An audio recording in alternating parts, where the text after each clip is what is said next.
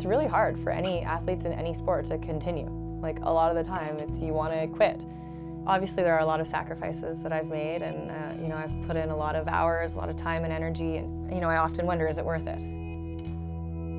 As I'm getting older, obviously, I've had more and more injuries and lost more friends, and these experiences all become factors in my mind when my gut instincts are telling me to do something or not do something that I may have done, without even thinking in the past. And I think it's just, looking back, it's amazing. I quit ski racing twice before the Olympics. I didn't in a million years think I would go and win a gold medal. So when they put ski cross in the Olympics, I knew that was an opportunity I had to seize. I just really had myself convinced that it was meant to be, and that everything in my life had led me to be in the perfect position to go out there and perform on that day. I can't believe how well everything came together for me. Everything that I hoped would happen or wanted to happen, I've then made happen.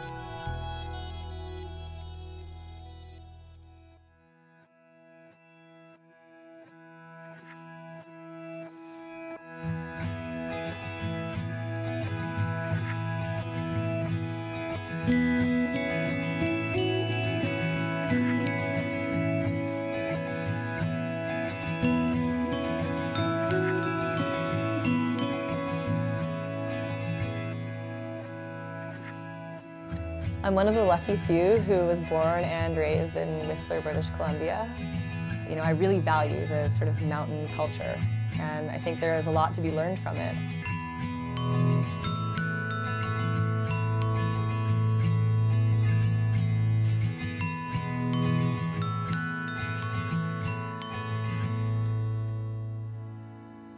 My parents actually had me on skis when I was a year and a half old. I wouldn't really call it skiing, but they had me in ski boots, skiing down the carpeted steps into our sunken living room.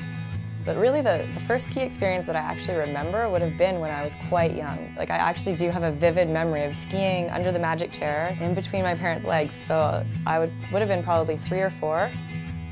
I grew up skiing all over the mountain with my parents and got into racing at about the age of 10. My parents worked really hard. My mom worked 2 jobs to put me through ski racing. We always bought used equipment.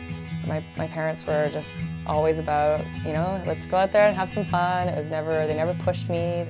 And raced alpine until I was 16, and then that's kind of when the ski cross career spawned.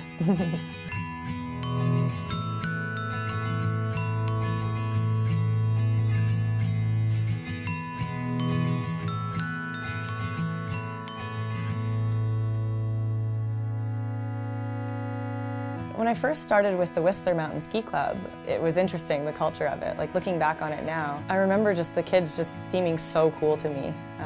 The kids that were good at skiing and then good in the race course, and that's part of why I decided I do want to do this ski racing thing.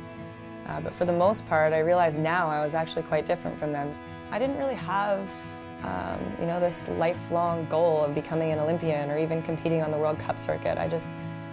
A lot of the people who I looked up to aren't household names. They aren't necessarily people that achieved great results in their respective sports. It was always people who just exuded a genuine love for what they did and were truly passionate about their sports, and were out there doing them for the right reasons, in my opinion. So I think just growing up, I think that's always been what's driven me and what's motivated me, is just following my heart.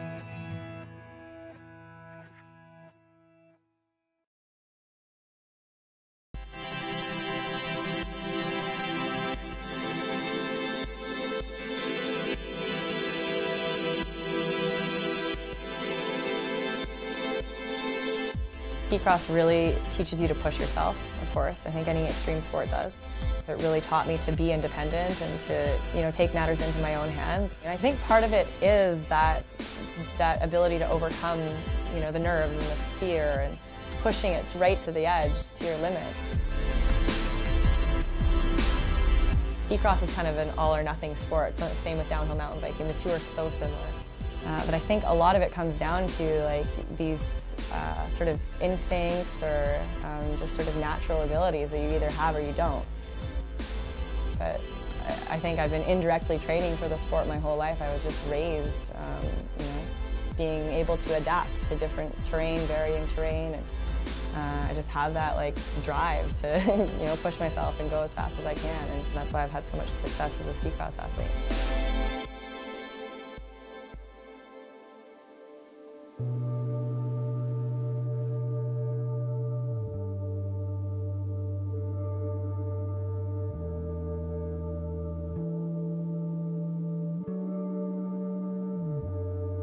2008, 2009, our world champs year before the Olympics was really like a really big learning period for me.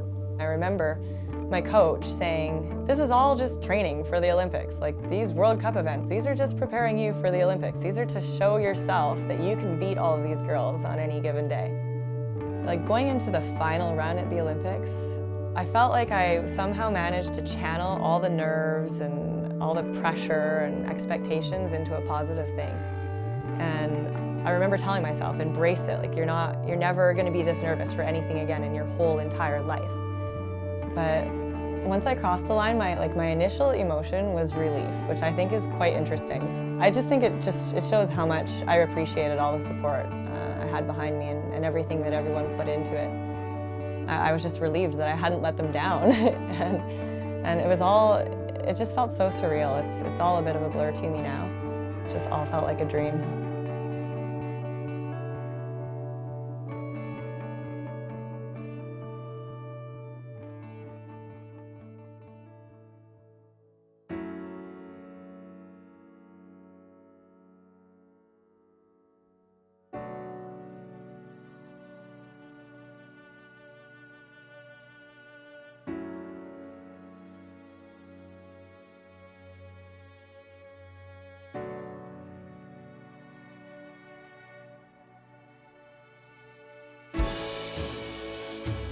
People don't understand as we thrive on the feelings that these sports evoke in us. Like, this is what we live for.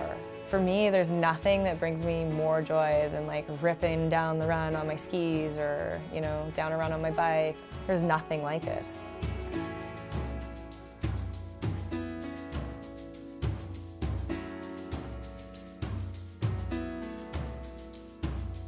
The decision to retire from ski cross has been the toughest decision of my life. I mean, most of my best friends are people I grew up ski racing with, and I'm really lucky to obviously have been part of the Canada ski cross team. It's the best ski cross team in the world. But I think, having accomplished what I have, the decision's going to be hard no matter what and no matter when.